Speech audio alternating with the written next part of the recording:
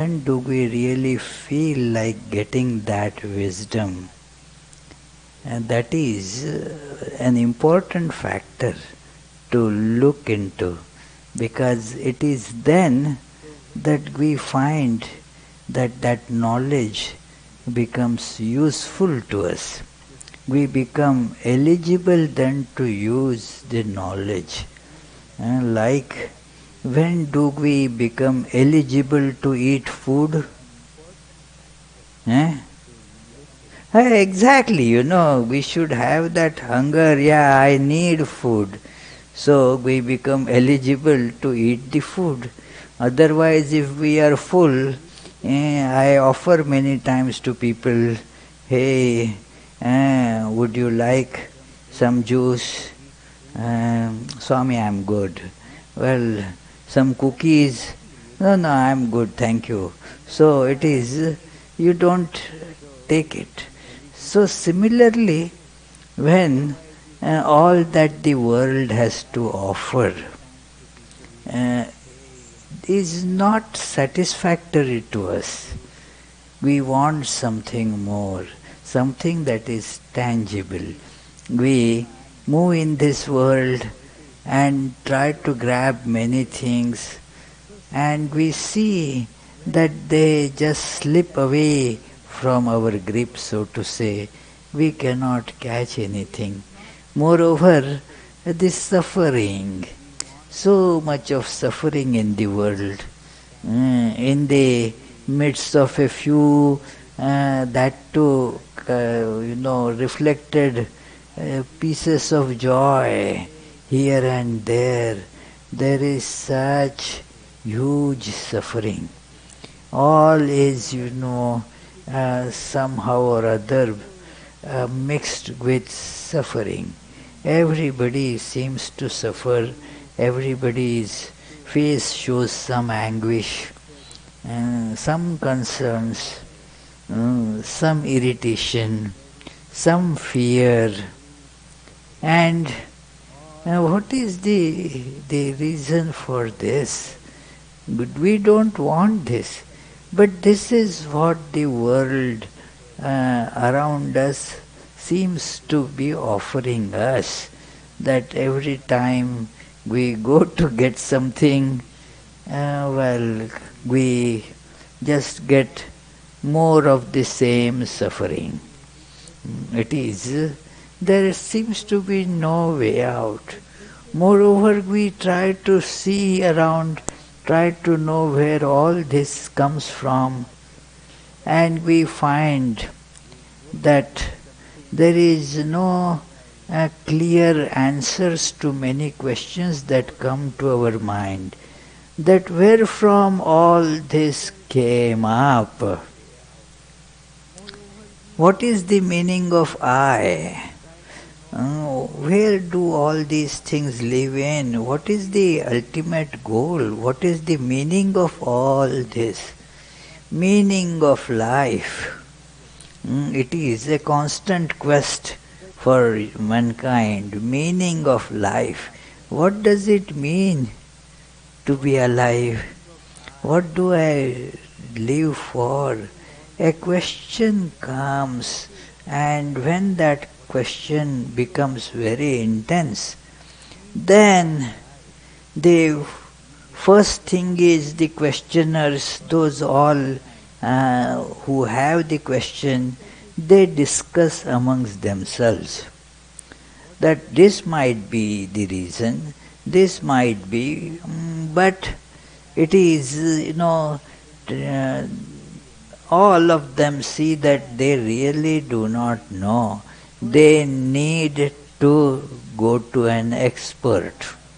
And we need an expert to throw light on these questions. So they approach an expert. And that is how this Upanishad begins. These Hari Om Brahmavadino Vadanti Hari Om. Hari Om is an important part, important word here, that that Hari Om is invoking the divine, invoking the all-pervading reality wherein all answers are stored in a way which is capable of providing all the needed solutions. Om is the name of Lord. It is name of the Lord, not that somebody has given that name to God. There are some names which are given, some are according to our nature, as we look. Nobody gives that name as such to us. That is not the name with we are Christian, but it is the name that one comes automatically. Like somebody was describing, oh, that gentleman, I don't know, has a goatee. Means a beard like the goat, has a goatee. So that became kind of name, that okay, look for goatee, and then okay, you mean that fellow, okay, yes, has a goatee and a kind of sandy hair, and so, okay, so you are talking about, yeah, that is that. So certain names are, somebody told, that person who comes to Vedanta Society, what is his name? Well, what name I don't know, but kind of stout, it is, yeah. Okay, sits right there and drives such a car. That description becomes kind of a name. So, it is something to identify. Name is something by which we identify the thing. So, Om is the sound of all sounds. It is all sounds are incorporated in Om. It is a combination of Ma. These three primary sounds. Is the sound that comes from the throat without any specific effort or movement of the chords. So, is the specific, non-specific automatic sound that comes. That is why when people fumble, they don't know what word to utter. That is that because that comes then automatically. That it is an automatic primordial sound, and then that other things are the modifications of that. So, and then last one is Ma. You touch your lips. The last one to leave. These are the set of 5 vowels. 5 consonants. 5 consonants. They form the last one to leave this mouth, where from the sounds originate. So they are P, P, B, B, M. They are called lip sounds because you have to touch the lips, and then only those sounds can come. Without touching lips, you will not be able to say, for example, man. It will be man, you have to touch mud, and otherwise it won't, that m sound will not come. Meter, you have to touch the lips. So, Peter, say you have to use the lips have to be touched. Peter, flower, you have to touch the lips. So that is, these are the sound P, P, B, B, M. They are the ones to leave the mouth last. So the first and the last, and then the middle. Ooh. So they therefore ooh, ma. They cover therefore symbolically all sounds. And therefore this is the name of the reality. Om Harihi Om. It is Brahmavadino Vadanti. And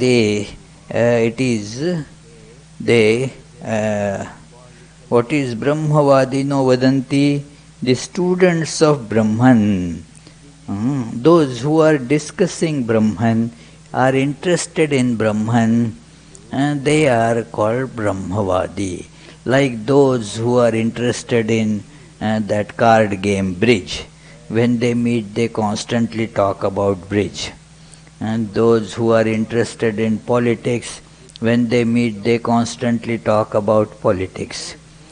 So according to one's likings, people keep on talking about that.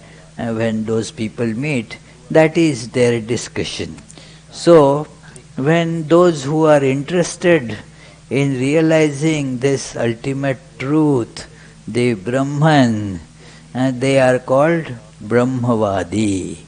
They interested in Brahman. They want to unravel the mystery of what is this Brahman. So they discuss this amongst them and then have decided finally that we must consult an authority, an expert. Expert opinion is needed. So they approach an expert, and that the name of the expert is this Svetasvatara, this sage, to whom, by whose name the Upanishad goes. So it is Svetasvatara. So they have approached him. Imagine before your mental eyes that in those ancient Indian days, maybe in some forest, there is this hermitage of this sage, and the students, these all with great inquisitive mind and full of respect, reverence for the teacher, they have approached the teacher with the expectation that these all important doubts that they have about truth, about life, they will get finally resolved. At least they will find a way to resolve those. It is getting the way to resolve is half the solution. Now only the execution remains, which is a big deal. I understand that it is as they say, the devil is in the details, So, but now it is the teacher's job is kind of done. Now you have to do it yourself. You go to physician, and after examination, consultation, looking at the various documentary evidence, performing many different tests, the physician comes to a conclusion that yes, I got your case solved. This is the problem. We have zeroed on the problem now. Now this is the remedy. This is the medicine that you have to take. Now tell me what the patient has to do. Exactly, not that just go home and sleep, isn't it? If the patient does okay, wow, doctor, what a great advice you have given. Takes the advice, maybe takes the prescription, puts in the pocket, goes home, and then watches TV and eats bonbon, isn't it? That is our Naomi retorted, that she said, no, what do you think?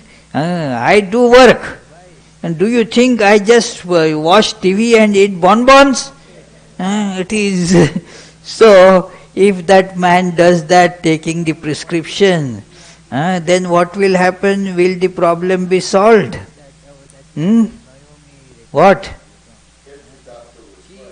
If the doctor is right, then if the patient has to take that medicine, keep on taking the treatment as long as needed, regularly, assiduously, correctly. It is all that has to be done. If not, what happens, Jim? Huh? Yeah, the sufferings just continue. So, the teacher's job is, okay, I've solved the problem for you. Now remaining part you have to do. So the students are aware of this, that they will get a prescription. Now it is for them to keep on taking the medication, the prescription. And then what will happen, Tommy? They will apply their learning. Correct, yeah. Then whatever that learning will start manifesting in their life, they will become healthy. Just as they taking that medication for physical malady, you become physically healthy. So taking medication for this all important spiritual problem, then you become spiritually healthy. So, and this actually happens, friends. So therefore now they have come to the teacher and are putting forth most humbly their difficulty, their problem. It is, teacher knows just by seeing, looking at them, the problem, teacher knows what the problem is. But the problem needs to be expressed by the students. It is told in Bhagavad Gita that a student expresses the problem. How it is, what makes the teacher to pour out the wisdom, the knowledge.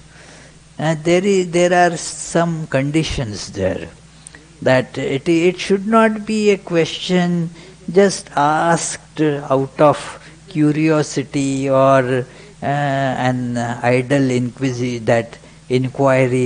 like the reporters, they want to know many things so that they can put in the media and sell it. So,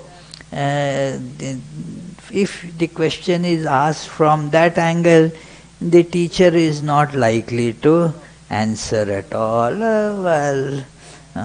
But the Bhagavad Gita gives those signs, 3 signs, that tadvidhi pranipatena pariprashnena sevaya, that it is there must be a sense of tremendous reverence. So pranipat, that when you are approaching for a solution to your life's problems, so the one who is giving you that solution is like God. It is, this Upanishad mentions that, like many, or in fact all Upanishads, directly or indirectly mention this, that the teacher and the God, they are not different. The teacher is the mouthpiece, as it were, of God. There is no other revealer of this knowledge than God himself or herself, whatever it may be. That God alone reveals this knowledge, and so the teacher becomes just mouthpiece there. So you have to show reverence to the teacher, as the teacher is the God in that form. So, pranipat, salutations. It is very respectful, complete surrender is expressed by this salutation.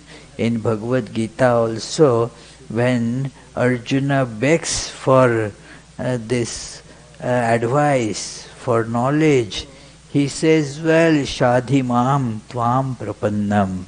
In the beginning, that is in the second chapter, a few seventh or eighth verse, that he says finally that, well, I don't know what is this all going on.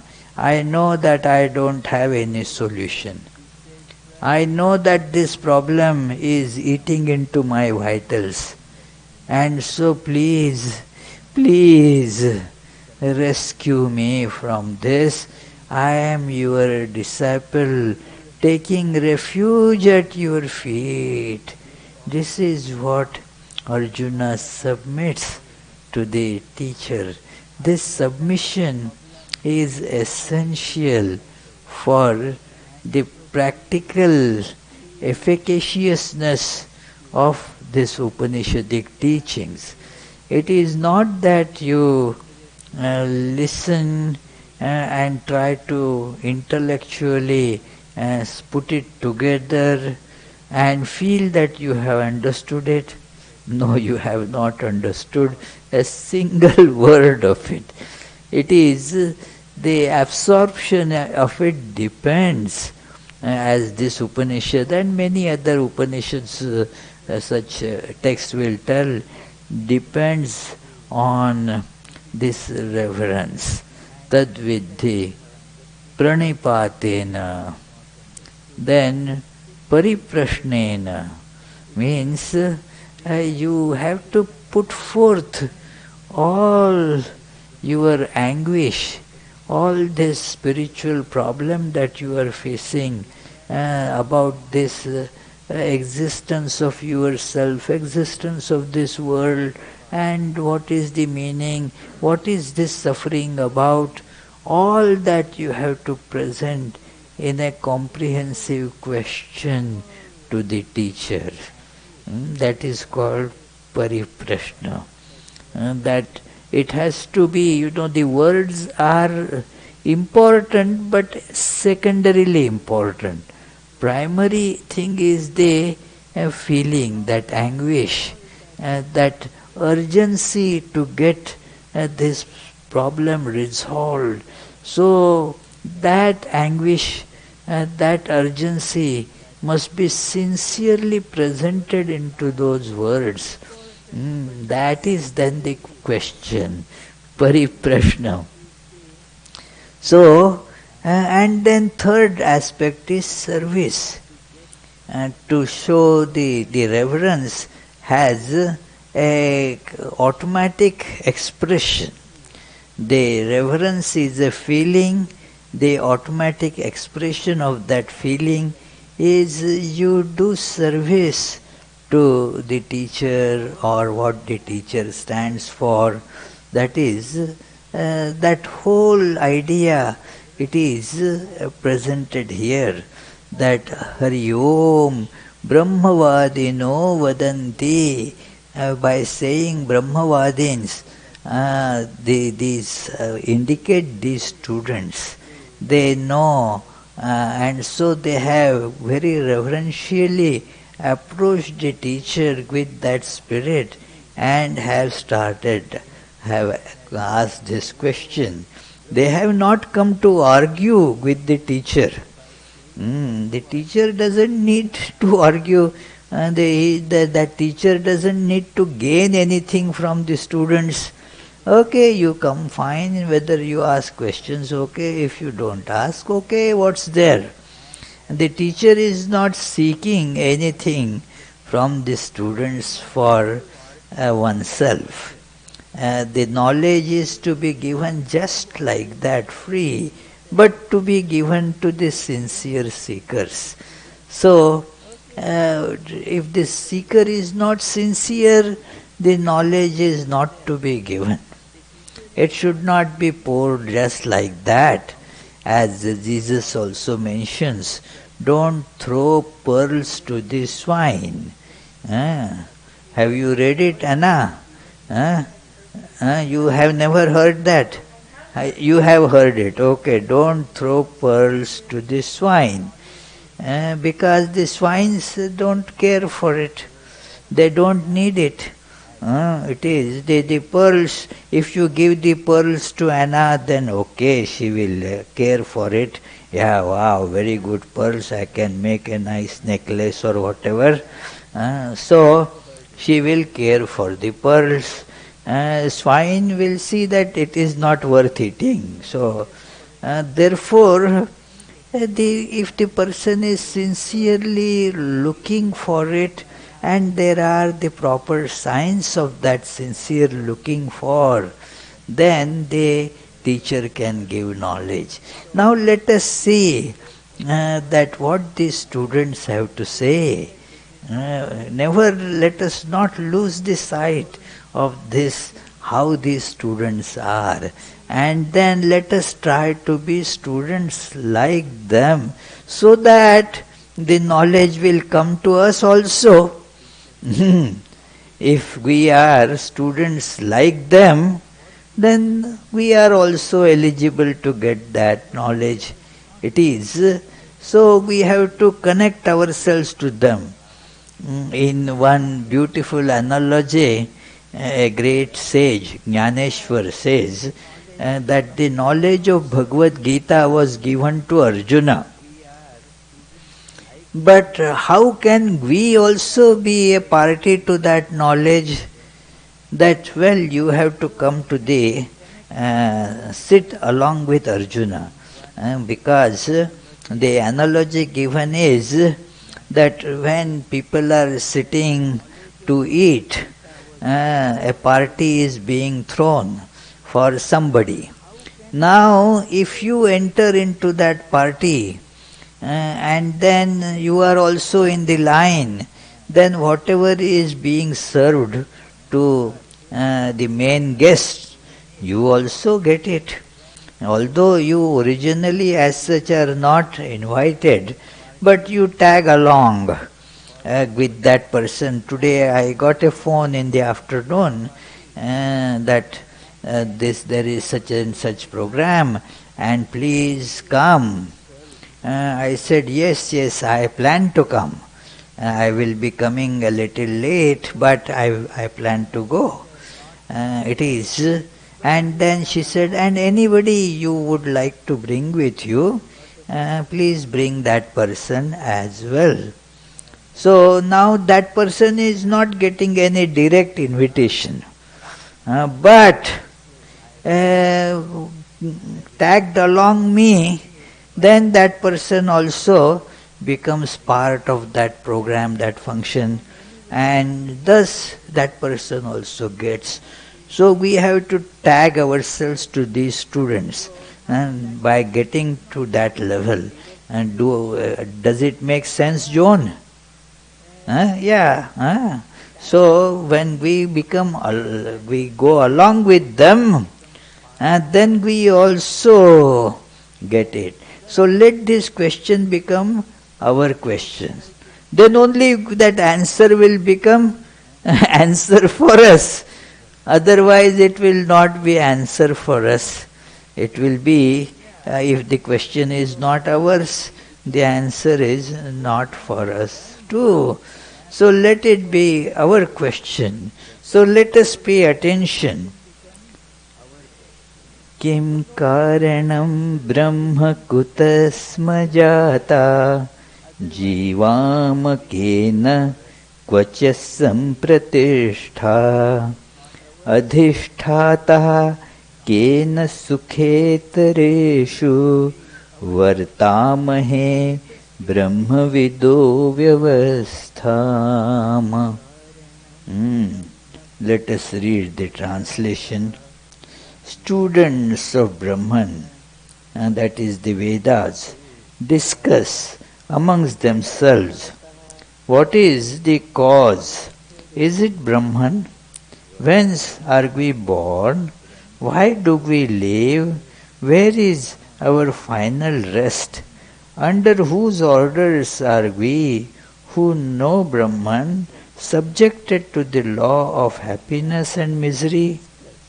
So, this is a question that they are first discussing amongst themselves.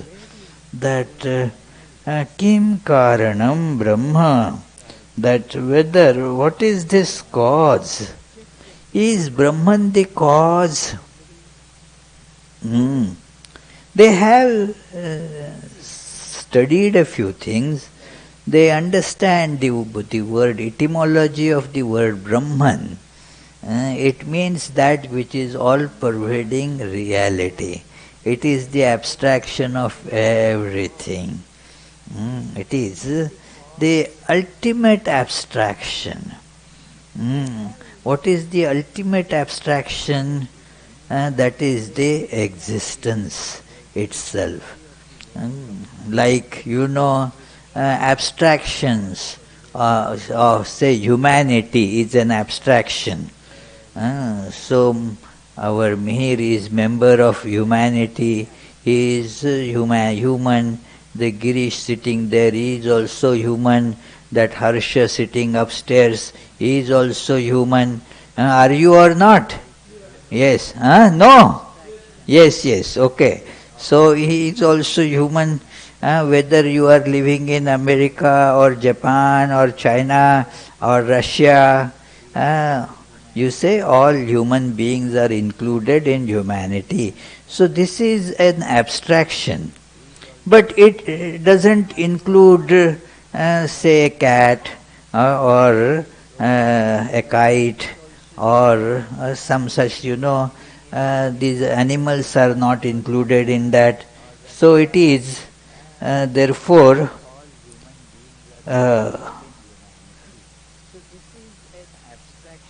it is not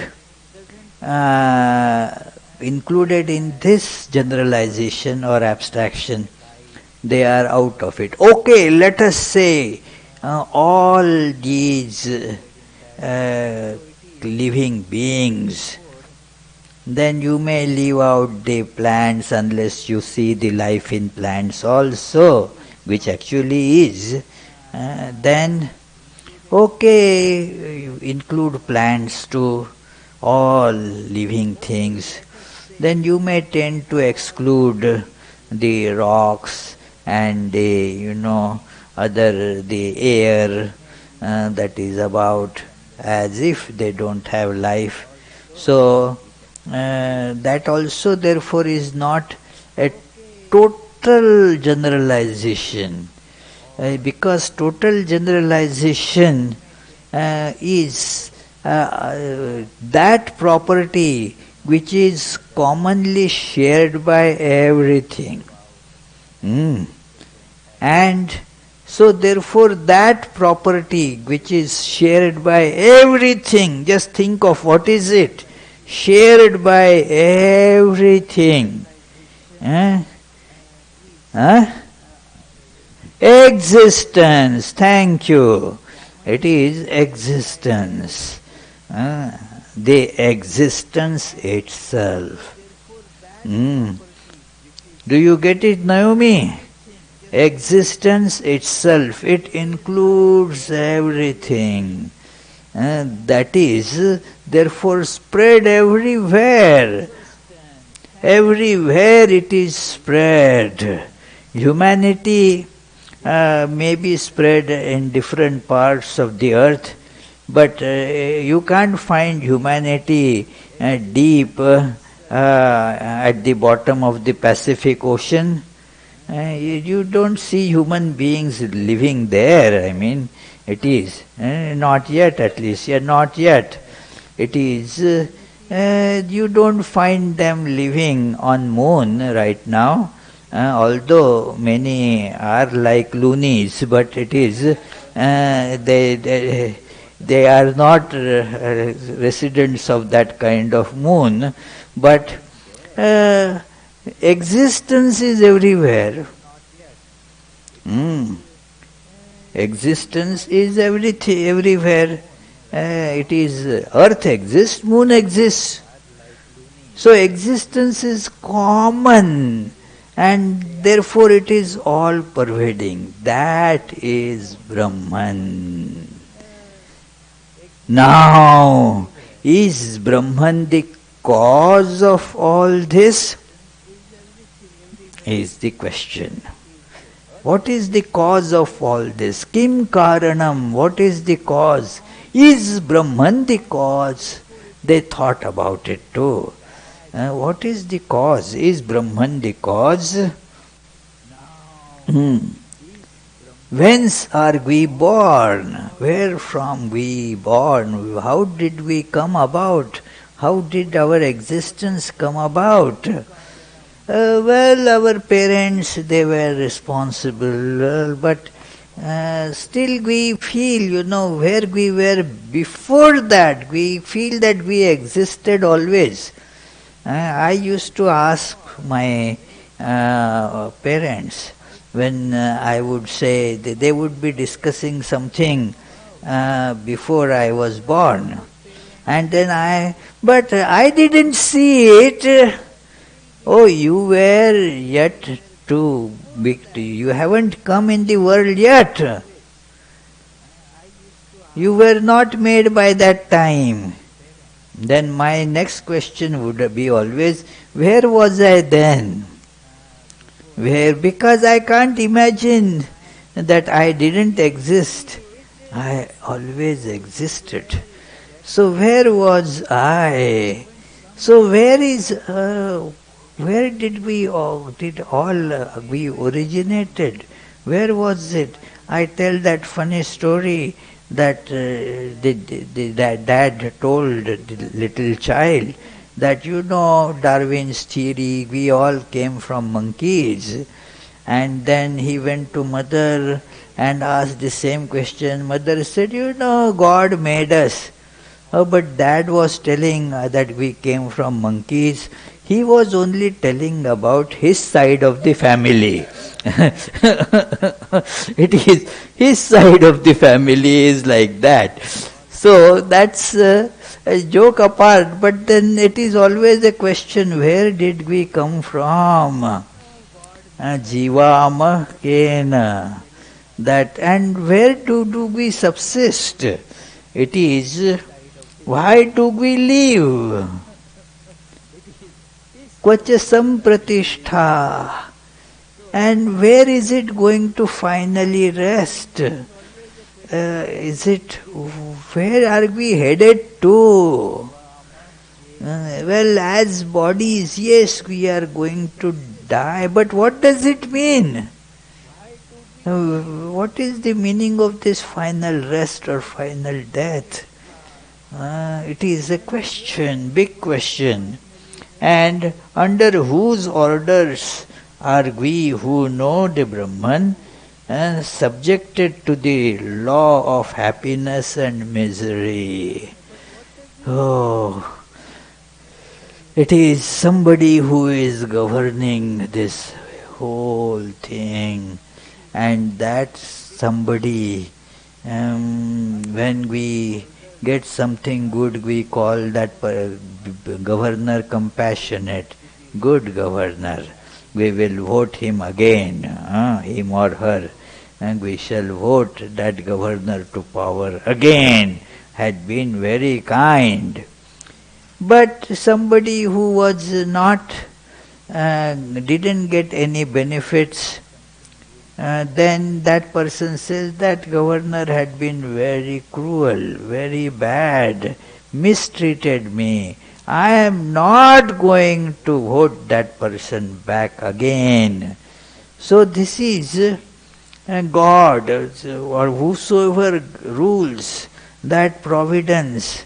So many complaints. So anybody who is the governor or president always complains. And thankless job, you say. It is always people will find ultimately that fellow is responsible for it. That fellow has done all these bad things.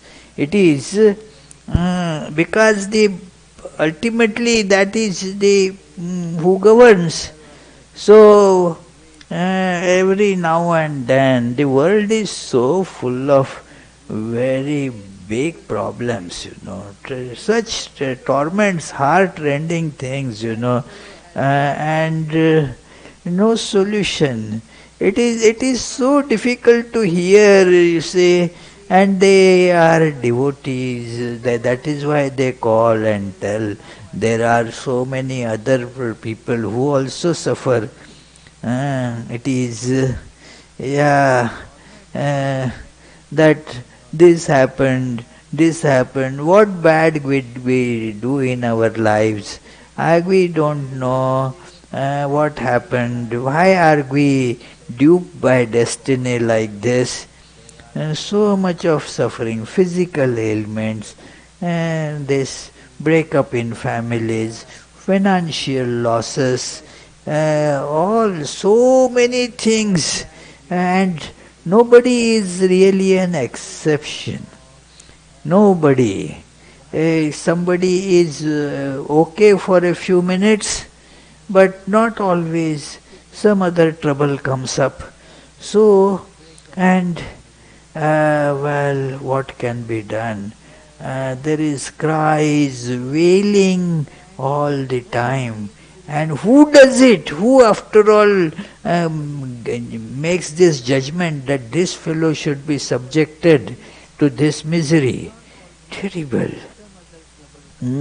Everybody is suffering here. Those who ask, why are these people suffering? They also suffer. The other day, Tyaganandaji told a nice story there, that how a man, he did good things, so when died, was taken to the gates of the heaven, and then he told Peter, yes, thank you, but I want to just see how hell is. I want to see how the hell is. Peter said, no, that's very bad place. Don't go there. No, just, I want to get a glimpse, a quick tour of hell, and then I will come back. Said, okay, I am sending you this emissary, he will give you a tour of hell. But there is a condition. You should be completely silent. Don't utter a single word. Don't utter any sound. It is because you will see so much of suffering. You will feel like, saying, oh my, then that is not allowed. Just keep quiet, just see and go. So he agreed, yes, I will keep my lips sealed. And then started going in first chamber. That was, they were people, all those who got into hell, they were fried alive in hot oil, and they were screaming and all that. Then at others, first they were being lashed and put into barbecue and roasted like that. In some other place they were being pierced through by needles and all that. Then like that, and then he was brought to, so this is the last chamber, and then he saw a small boy, little boy, and there was on the head of that boy a saw was going.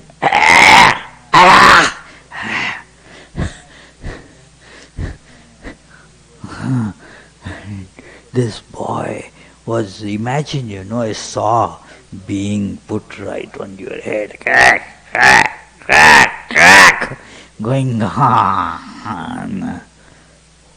And this man forgot everything. What this little boy has done?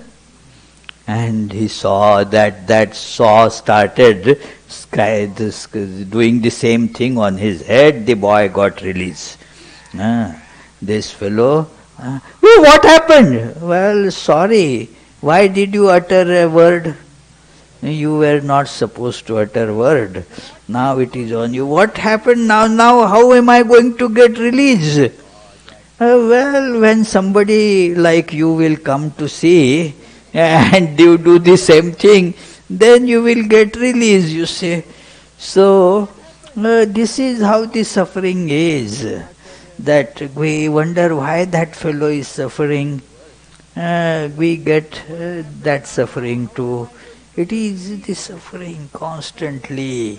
And who is doing all this diabolical God? If God is doing all this, will you call that God compassionate mere? You don't know, isn't it? You won't easily say that compassionate God gives so much of suffering. Seems to be terribly diabolical fellow to put people to such sufferings. Even if suppose those people have done something bad, why should they be subjected to such horror? And is there no compassion? Is there no forgiveness? Oh, this is who does all this administration where we all suffer. That is the question. Adhishthata kena sukha itareshu. The pleasures and the pains. And who is all this? That it is under whose this jurisdiction are we living like this? What a question. Then they discuss some solutions also. That comes in the next verse. That it is the solutions are very nice as they discuss them. We will just read, and we don't have much time to discuss today. So we will discuss them by the grace of God in our next class. Kalasvabhavo niyatiriyadricha bhutani yoni purusha iti chintya sanyog esham natu atma bhavad atmapyanishah sukha dukha hetu. So, the translation is, should time or nature or necessity or chance or the elements be regarded as the cause? Or he who is called the Purusha, the living self, is that the cause?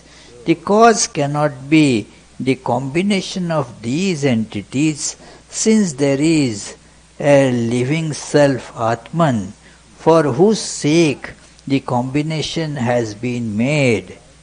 Yet neither the Atman, the cause, for it in turn is dependent upon good and evil. So, very confusing situation. All are these causes time? Everything is governed by time.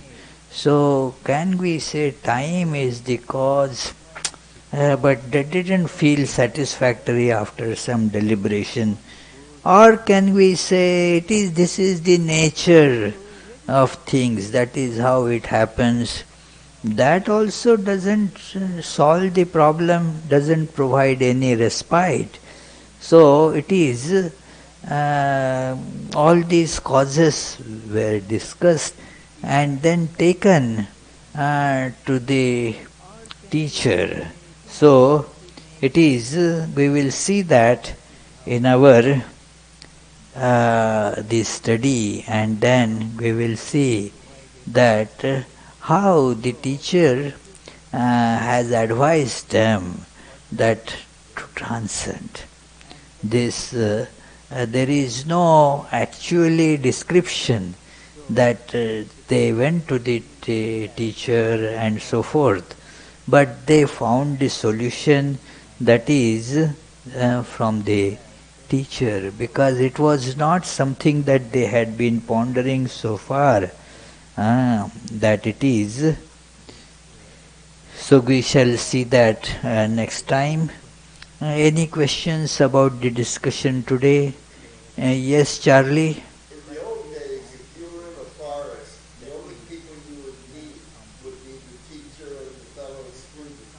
But here we are in an open society, and even in the modern days, a code will keep you from being in touch with anyone else and make you only see the people in that code. But we are subject to all kinds of influences. How do you develop that surrender in an open society where you're subject to so many different points of view? Well, in an open society, that is your question.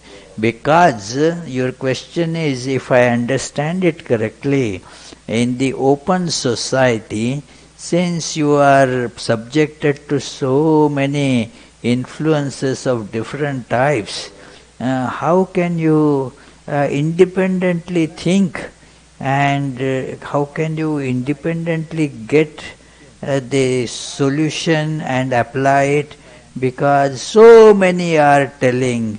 Actually, this is always the case, not just now. Now, because of more the ways of communicating and information explosion, it has become a little more complicated, that's all. But the question is that you should get many different views from many different people. It is good, let the information come to you, but take the information along with the character of that person.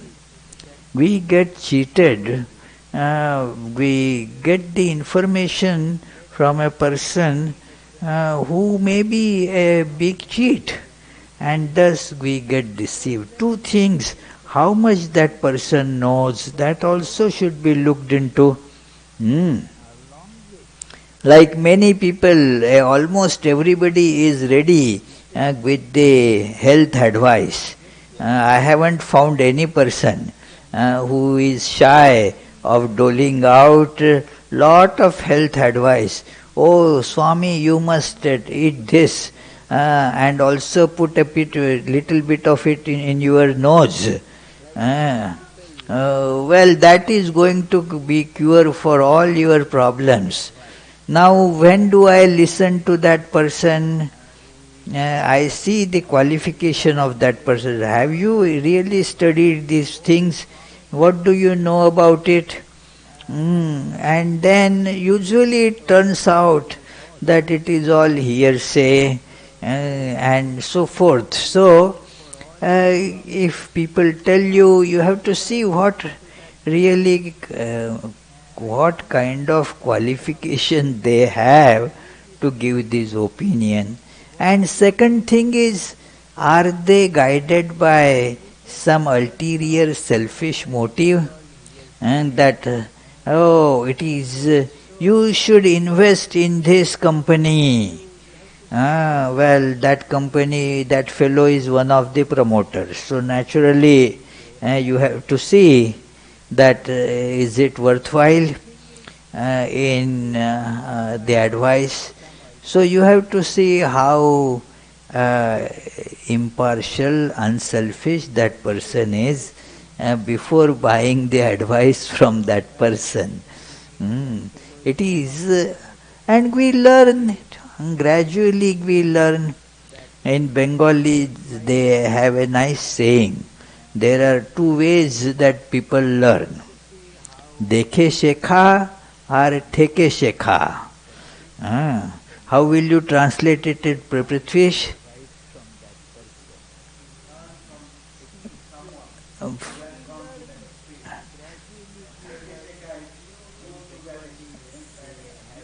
Yeah, you they yeah you see somebody and learn that, oh, this fellow came to this situation, and this fellow suffered because of this, so let me not go to that. You saw, and then you learn from it. Then if you don't learn from it, then what? Then you go through that experience. Get the beatings, you get thrashed, then you learn. That is theke shikha. So it is dekhe shikha, theke shikha. So it is you learn from that. You get you bumped into something, and thus you saw that, well, I made a mistake. But if you had seen somebody else getting bumped, then you could have learned, by seeing that. So, in the world you can learn. Those who are wiser, they learn it from the experience of observing others. And those who are not that wise, they learn it after being subjected themselves. And there are many who, even though subjected to these things many times, still refuse to learn. So that is how Shankaracharya describes how this Maya is. Aho ati gambhira duravagaya. It is terrible. In the one verse in the Kathopanishad, that commentary is really so piercing that it is, this is the nature of this ignorance. It is so thick, ati gambhira, very difficult to cross over. Duravagaya, vichitra, it is varied. And see how foolish, stupid we become. That commentary, next line in that commentary describes that how bewitched by that. Although they sages say that you are pure consciousness, and that is the experience that you can have, you do not pay attention to it. And even if nobody has told you, even though it is so irrational and against the experience, you call this body as I. Isn't it the height of insanity that this body is being seen? It is not seer, it is seen. Do you see that, Charlie? The body is seen and not seer. And yet everybody calls this body I. How terrible is this ignorance. So that is how, even though we get buffeted several times, kicked around, still we refuse to learn. So, but therefore we have to be cautious and buckle up, girdle up our loins and start doing this practice. So, any other question? We will conclude with the closing prayers. Tomorrow is the day for day long meditation.